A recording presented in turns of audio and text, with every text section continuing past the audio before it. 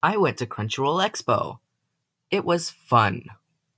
I am done now. Going to Crunchyroll Expo has been the highlight of my year so far, along with getting 50,000 views. Look over here. The event was a perfect opportunity to unleash my inner weeaboo and Naruto run wherever I please. I saw a lot of people in cosplay, and it was a really cool experience to be able to see a lot of people who had the same interest as me. On the first day, Friday, me and my dad, by the way, I came with my dad, me and my dad went to buy tacos from a food truck. My dad took my food for me to a table while I went to get napkins. By the way, Crunchyroll, how come the tables didn't have any seats? I had to stand up and eat. That's like the most uncomfortable thing ever. 1 out of 10. IGN. Come on, step it up. When I went to the table. Game! No. I know it wasn't my dad's fault, but I was so looking forward to eating that taco. So this is what depression feels like. Now, although anime is great and all, the main reason I was going to Crunchyroll Expo was to meet Domix. If you don't know who Domix is, then who are you? I don't know who you are. Go away. Don't go away. That's mean. The first time I saw Domix was at his panel, So You Want to Be an Influencer.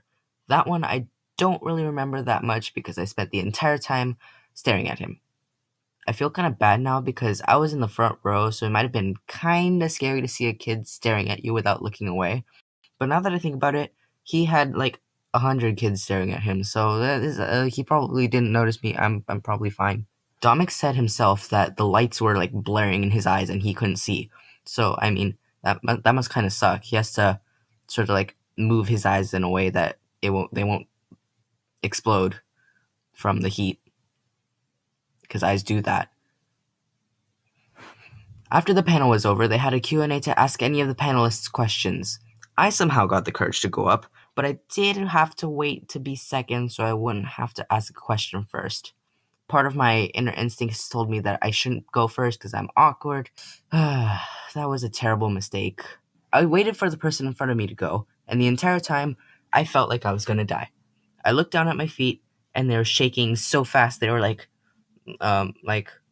they were shaking like nervous feet. Good similes. I didn't even know why I was nervous. I was just asking Domix a question. Finally, it was my turn. Hi. This is for Domix. Thanks for making videos because they inspired me to make my own animations, and then people started applauding me. At this point, I started freaking out. I didn't know why this many people would be looking at me, and they're applauding me. They're violently hitting their hands together to make a noise in my direction. Jeez, okay. Thanks. But my question is, how do you deal with the growth of animation channels on YouTube? And how do you make your videos unique? Yeah, that's my question. Isn't that the same question as before? Nani? I wasn't paying attention to the other person. Ugh, what should I do? He found my weakness. In the end, he answered my question nicely, but I mean, I don't really remember what he said. I was just nodding awkwardly and pretending I knew what he was saying. So that was fun. Later, I went to get my drawing tablet signed, and here's a picture of us. Yeah, I'm cool. Hello there. Here's a bit of an update. So basically, there was a weird thing that happened where um my comments weren't showing up as me saying them, and it might have looked like somebody else said them, but I actually said them. So yeah, not a bot.